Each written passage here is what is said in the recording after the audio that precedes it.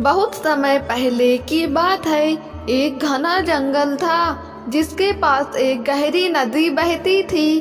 जंगल में तरह तरह के जानवर रहते थे, लेकिन उनमें सबसे चालाक सियार और एक भोला भाला ऊंट। सियार बहुत ही धूर्त था। वह हमेशा ऐसे तरीके खोजता रहता था जिससे बिना मेहनत किए उसे खाना मिल जाए। जंगल में खाने की कमी थी, लेकिन नदी के उस पार हरियाली से भरे खेत थे जहां किसान अपनी फसल उगाते थे। सियार की हमेशा से इच्छा थी कि वह इन खेतों में जाकर पेट भर खाना खाए, लेकिन समस्या यह थी कि नदी बहुत गहरी थी और वह उसे पार नहीं कर सकता था। इसी जंगल में एक ऊंट भी रहता था जो बड़ा ही सरल और दयालु था। वह सियार का मित्र था और उसकी हर बात मान लेता था। एक दिन सियार के दिमाग में एक चालाकी भरी योजना आई। वह ऊंट के पास गया और मीठी मीठी बातें करने लगा। सियार ने कहा, मित्र, मैं तुम्हें एक ऐसे स्थान के बारे में बताना चाहता हूँ जहाँ खूब सारा हरा भरा चारा और स्वादिष्ट भोजन है, लेकिन मैं वहाँ अकेले नहीं जा सकता। मुझे तुम्हारी मदद चाहिए। ऊंट ने उत्सुकता से पूछा, कहाँ है वह स्थान? सियार ने नदी की ओर इशारा करते हुए कहा, उस पार। वहाँ खेतों में ढेर सारी फसल है जिसे खाकर हम पेट भर सकते हैं, लेकिन मेरे लिए नदी पार करना मुश्किल है। तुम्हारी लंबी टांगे हैं, तुम आसानी से नदी पार कर सकते हो। कृपया मुझे अपनी पीठ पर बैठा लो ताकि हम दोनों वहां जा सके और भर पेट भोजन कर सके।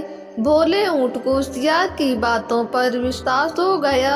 वह सोचने लगा कि यदि मेरे मित्र को भोजन नहीं मिल रहा है तो मुझे उसकी मदद करनी चाहिए।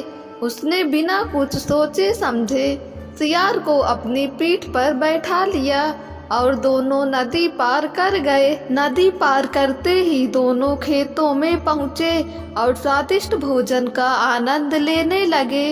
ऊंट को हरी हरी घास मिल गई और सियार खेतों में पड़े फलों और अनाज पर टूट पड़ा। दोनों बहुत खुश थे और जमकर पेट भरने लगे, लेकिन सियार अपनी चालाकी से बाज नहीं आ सकता था। उसका पेट जल्दी ही भर गया, लेकिन उसे एक शरारत सूझी। उसने सोचा कि अब मजा आना चाहिए, क्यों ना कुछ धमा चौकड़ी मचाई जाए। अचानक सियार जोर जोर से चिल्लाने लगा, हुआ हुआ। ऊंट घबरा गया और बोला, अरे मित्र, तुम यहाँ क्या कर रहे हो? सियार मुस्कुराते हुए बोला, मुझे तो खाना खाने के बाद गाना गाने की आदत है। यह मेरी पुरानी परंपरा है। ऊंट ने घबराकर कहा, लेकिन अगर तुम इतनी जोर से चिल्लाओगे तो किसान जाग जाएगा और हमें पकड़ लेगा। सियार ने शरारत भरी मुस्कान के साथ कहा, जो होना है वो होगा। मैं तो अपनी आदत नहीं छोड़ सकता। और वह और जोर से चिल्लाने लगा।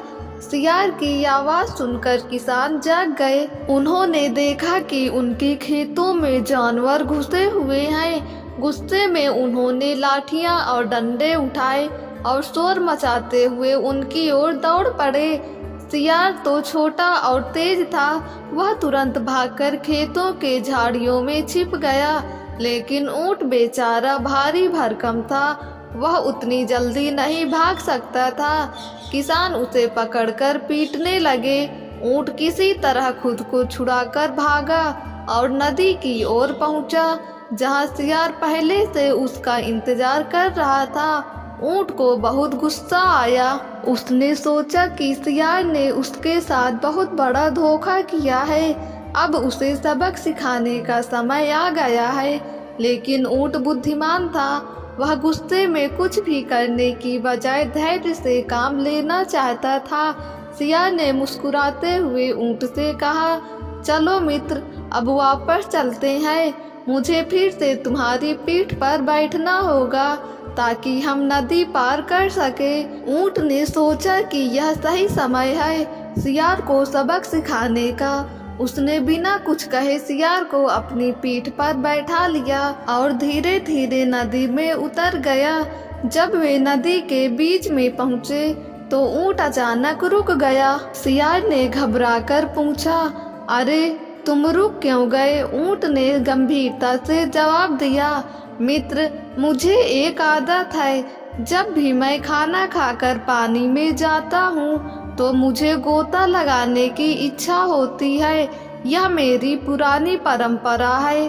सियार घबरा गया और चिल्लाया, अरे नहीं, ऐसा मत करो, मैं डूब जाऊंगा। लेकिन ऊंट ने उसकी बात नहीं सुनी और जोर से गोता लगा दिया।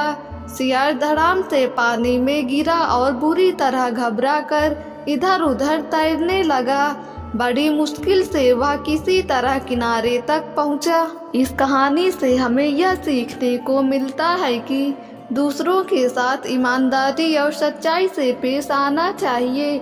जो व्यक्ति दूसरों के साथ चालाकी और धोखा करता है उसे अंत में खुद ही उसकी सजा मिलती है। दोस्तों, अगर आपको ये कहानी पसंद आई हो तो हमारे YouTube चैनल को सब्सक्राइब करके बेल आइकन को क्लिक कर दें ताकि वीडियो का नोटिफिकेशन सबसे पहले आप तक पहुँचे।